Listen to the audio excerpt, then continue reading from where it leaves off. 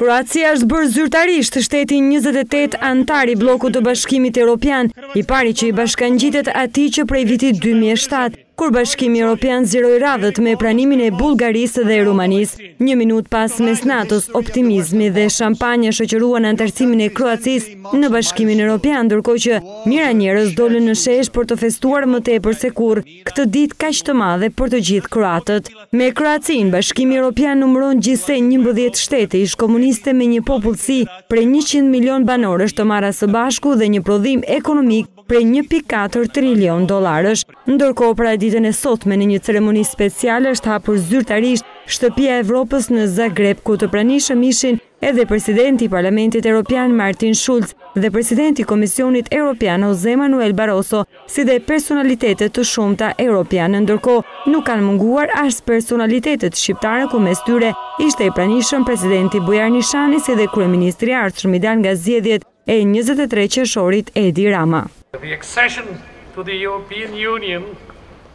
Antarësimi në Bashkimin Evropian nuk ofron zgjidhje magjike. Kroacia ka përfituar nga fondet e Bashkimit Evropian në shumë drejtime. Më lejoni t'ju inkurajoj të merrni pjesë në zgjedhjet e Parlamentit Evropian muajin e ardhshëm, në përzgjedhjen e kandidatëve kroat për Parlamentin Evropian. Nëse doni që të rinjt të punësohen, nëse doni një të ardhme më të mirë, votoni.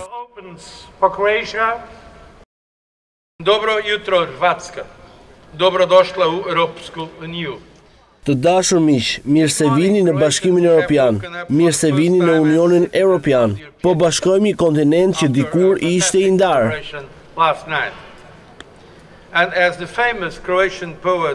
Ndërsa kryeministri kroat Zoran Milanović gjatë fjalës së tij tha se Kroacia është e gatshme për rolin e saj të ri. Poštovani predsjednici Schulz i Barroso, pavarësisht se çfarë thonë të tjerët për ne, duhet ta dini se ne jemi shteti njerëzve racional, që janë realist për veten dhe shtetin e tyre, dhe rolin e shtetit të tyre në Europë dhe në botë. Kroacia e di se nuk po shkon larg asaj se ku është. Ne po qëndrojmë aty ku jemi, por me përgjegjësi të reja, përgjegjësinë për të ndihmuar vendet e tjera të rajonit që t'i përmbushin kriteret për Bashkimin Evropian, sa më parë të jetë e mundur. Događaj jučer na Zagrebačkom glavnom trgu. Vendi me 4.4 milion banor shënon një moment historik në kapërcimin e të kaluarës së përgjakshme të luftës së viteve 1991-1995, për pavarësi ku gjetën vdekjen rreth 20.000 persona. Megjithëse antare plotë e Bashkimit Evropian, Kroacia nuk do të jetë menjëherë pjesë e Schengenit, zonës së udhëtimit pa viza, si dhe as nuk do të përdorë monedhën euro.